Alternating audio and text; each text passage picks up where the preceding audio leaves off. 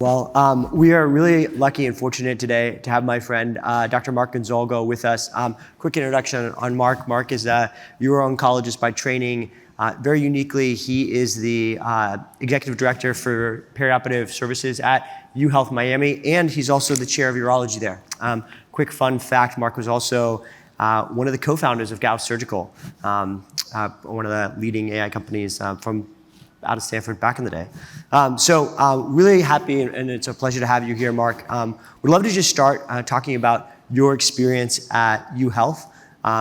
University of Health Miami is premier academic medical center in South Florida. And when we started having the conversation, we'd love if you could share a little bit about what were some of the challenges that you were facing at UHealth as a busy program that was already really efficient before you had started having conversations with Qventus. Yeah, good morning, David, and thanks for having me here, and thank you all on the Qventus team. You know, our journey started a number of years ago, I think very early on, and you know, what's listed here on the slide really just represents our inpatient OR capacity. You know, obviously, just like many health systems, we have inpatient hospital-based ORs as well as a number of ambulatory sites, and we're continually expanding, and I'm sure we'll touch upon that. So the initial journey started with a focus on trying to optimize the inpatient OR capacity. And as previously mentioned, that meant dealing with a number of different case types, whether it was open surgery, laparoscopic surgery, or the robotic rooms. And the providers and access, while I think were robust, we were always trying to continually find ways to increase capacity and accommodate the needs of our surgeons as we continue to grow the footprint. So again, our initial focus was on the inpatient side and has evolved over time. Yeah, and as I recall, like you were already, super high utilization, upwards of the 80% utilization, very busy academic medical center.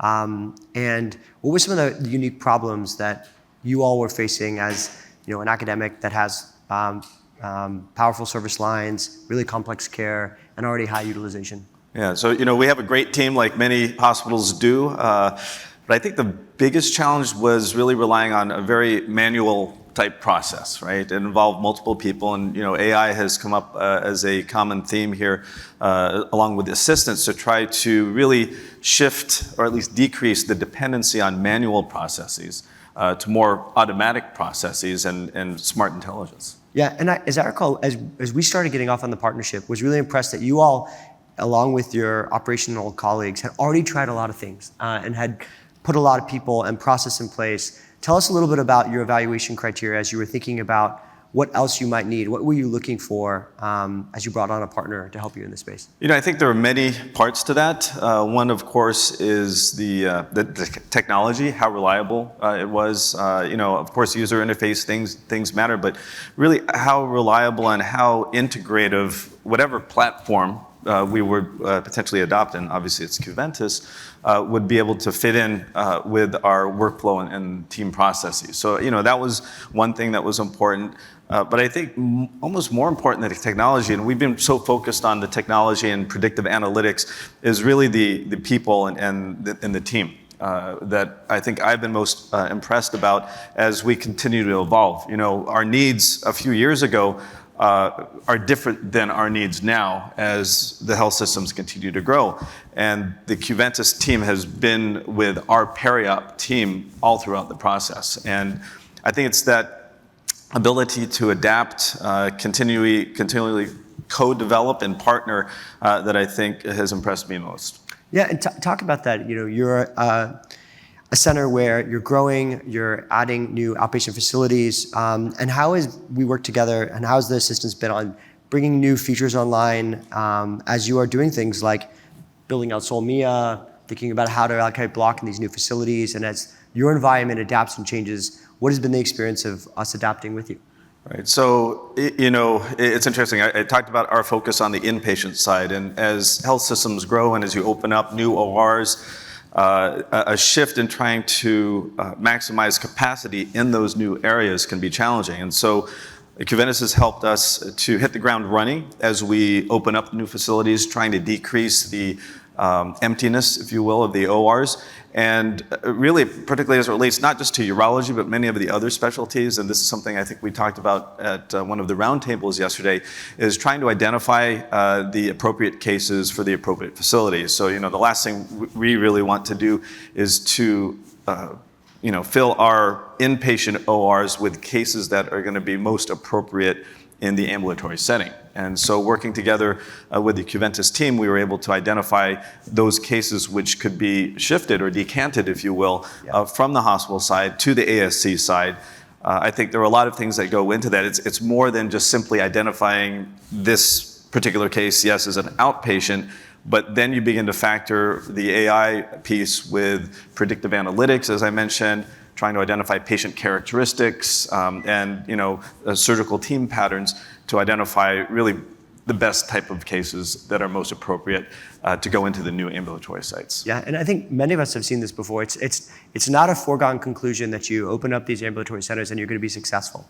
Sometimes you open them up and there's not enough volume there. Sometimes you open them up and the wrong volume's going there that actually creates a negative margin for you, or based on your contractual relationships, it is actually not in your best interest. And so maybe talk about how you navigated those challenges, Mark. Yeah, I think that along with what I said before, trying to identify patients who can go to the ambulatory sites, it's not a one-size-fits-all approach, as we know with patients. I mean, the capability or power of the platform can help to identify patients who may be sicker. There are always exceptions, and surgeons will purposely book, yes, an ambulatory tagged case on the hospital side, but an intelligent platform may be able to recognize that and appropriately, shift cases to one place for another. Yeah, I think it's really smart. I think we've all been in the position where it's not one thing that has to be true. You can't create a uniform rule. It's an ensemble of things that have to be right for a patient to be appropriate.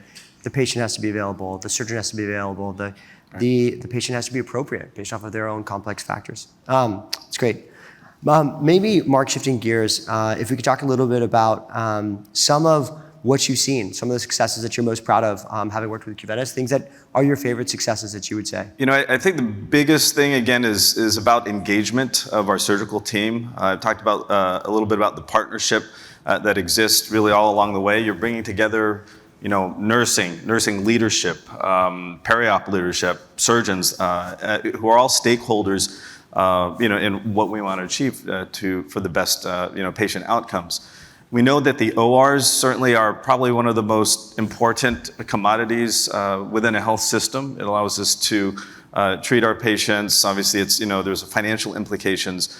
And really, the stewardship of taking care and the responsibility of that block time, I think, is critical. And I think one of the biggest things, I'm not sure if it's here, maybe on another slide, is the ability to notify surgeons to be able to release their block time appropriately. We know that it needs to be done in a timely fashion, because if it's done with an auto release, that's almost too late to be able to backfill or get patients in. And so, one of the things we observed, David, was that surgeons released, I think it was about 35% or more of their block time greater than 20 days in advance of a scheduled surgery. So I think that's one of the largest things that we've been able to embrace and emphasize, is really taking care of the opportunities, finding areas in which we can, utilize the open space. Time Finder is another feature of the platform that, again, enabled surgeons or their teams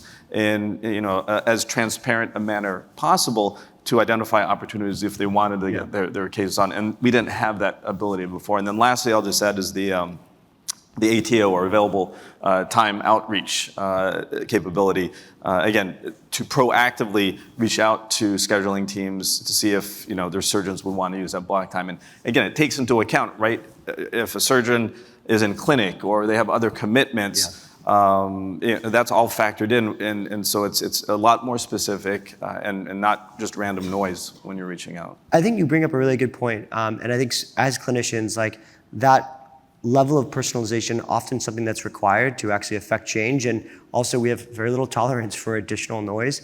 I think that point, though, was something that wasn't always appreciated by everyone from the beginning. If I recall correctly, it wasn't always smooth sailing. I think initially, there was a lot of pushback from IT.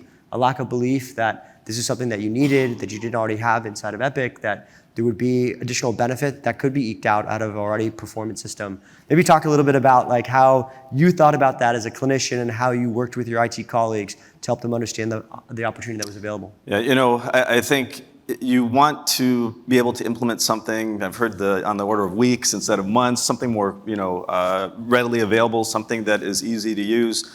So I think this particular platform allowed not just surgeons, because everyone's busy in terms of trying to do the procedures, but their surgical teams to be able to understand how to integrate this into their workflow. You're right, obviously there are other potential options, but again, we use the term best in class for this. I truly believe that this is something that we've been able to disseminate throughout our periop space and really improve outcomes.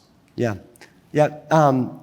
I think since you've been a partner with us for a number of years, maybe share a little bit on some of the lessons that you've learned as you've started to work internally inside of the system and help to drive adoption. As a surgeon leader, what was your unique perspective and what were the important things to do to get right to drive up utilization of the software and to achieve success? Again, it's a team approach to anything that we do, right? We don't work in a vacuum. I think it's about communication at all levels. Again, really trying to find the best adaptability for something like Qventus to fit into the workflow, right? Because every health system, even down to every department, has a different workflow in trying to meet the needs of our patients. So, I think that's one of the biggest lessons that we've learned. And remember, it's one thing to deploy technology and then leave it at that and expect people to use it. It's another situation, which again, I'm thankful that exists with us, in that we are continually adapting, and the Qventus team has been great with us along that to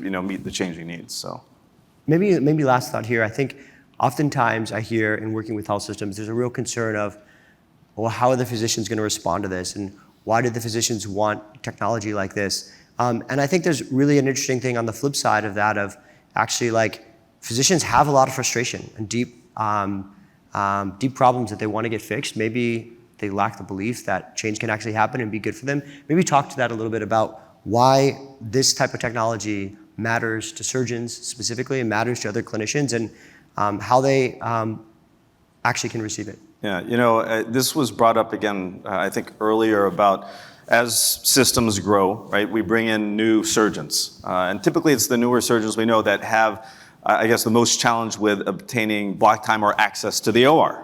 And that certainly is a source of frustration. Yeah.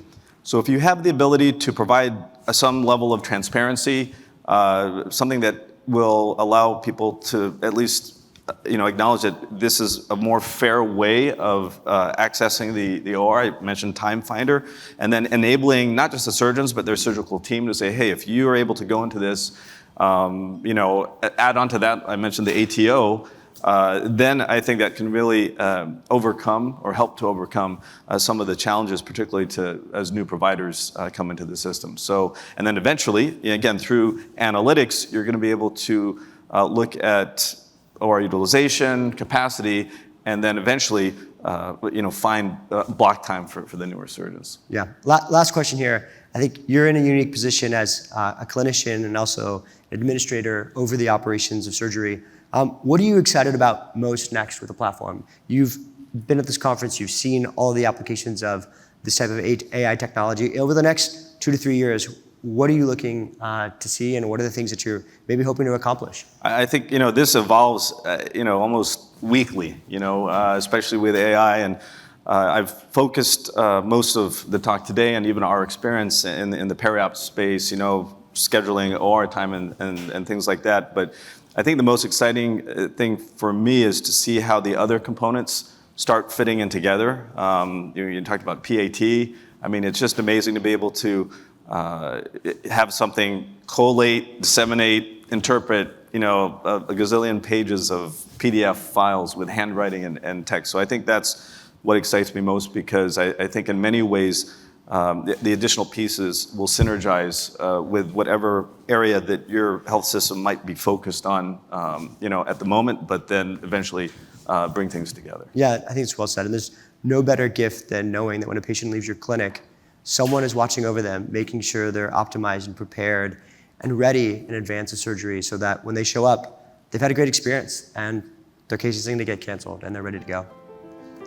Thank you so much, Mark, for some of the feedback here.